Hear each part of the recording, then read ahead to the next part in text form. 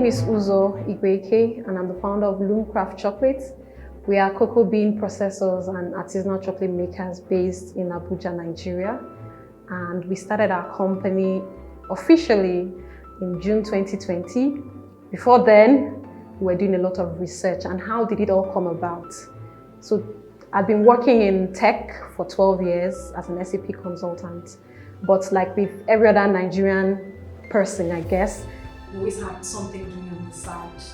And mine was baking.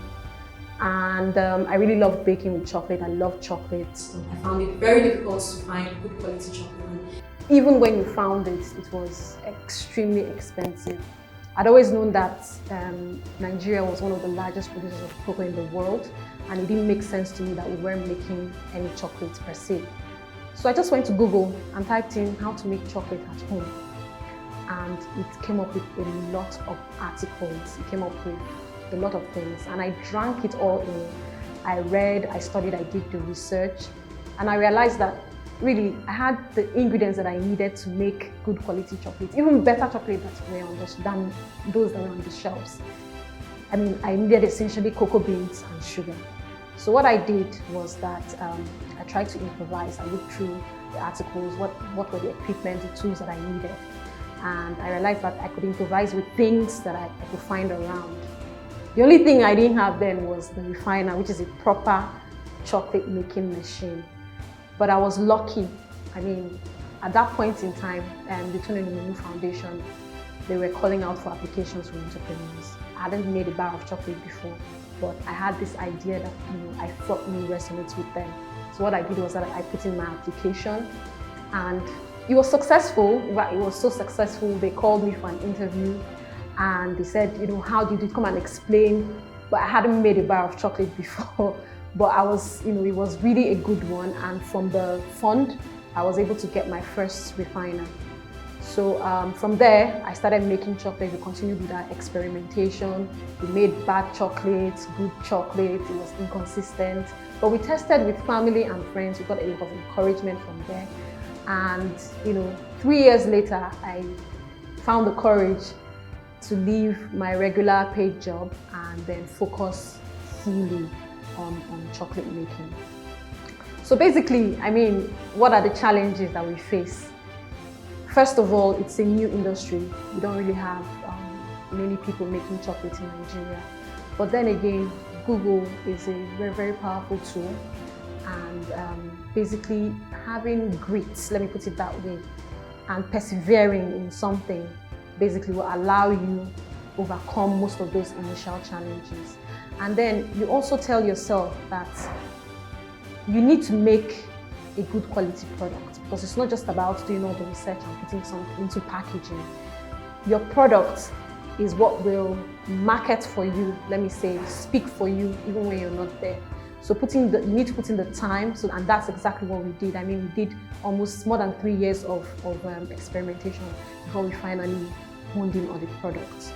So, I mean, you also need to decide what are your values. I mean, another bar of chocolate on the shelf is not going to solve so many problems, but you need to use that as a channel to achieve something with a higher purpose.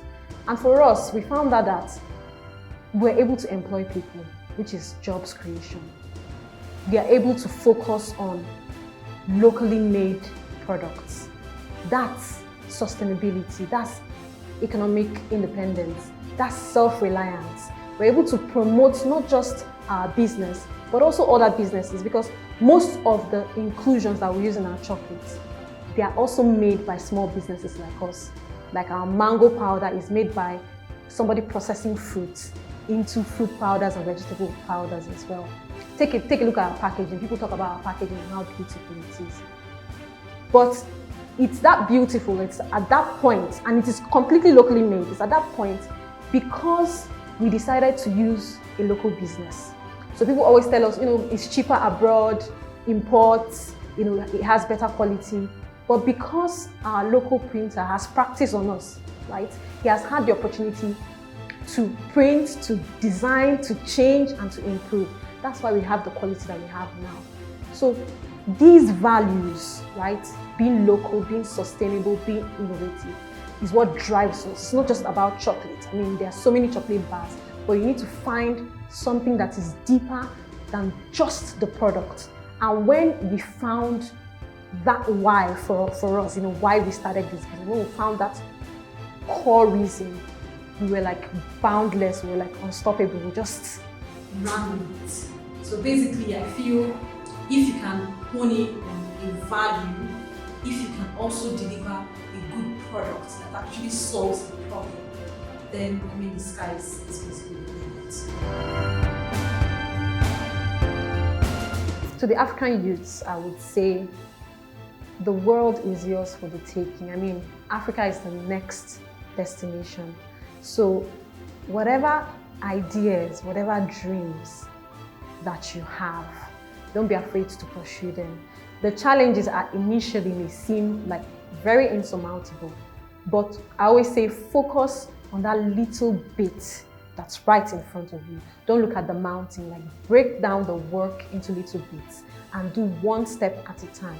You'll find out that as you're focused on your work, by the time you look up, you would have completed 70% of it. So the world is yours for the taking.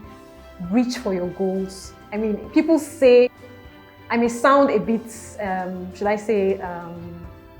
may sound a bit trite, overused, and like what everybody will normally say, focus on your dreams. But that's just it, really. Just take it a little bit at a time. That's exactly what I did. I didn't, start this place in one day. I started actually from my kitchen, moved to a spare room before we were able to move into the factory. And when I started, I didn't imagine that I'll be here. I knew where I wanted to be, but I couldn't figure out how to get there. But I'm like, what's the first thing that you need to do? Focus on that. And when you get that out of the way, before you know, you're almost at the destination. You're at the point of serious progress.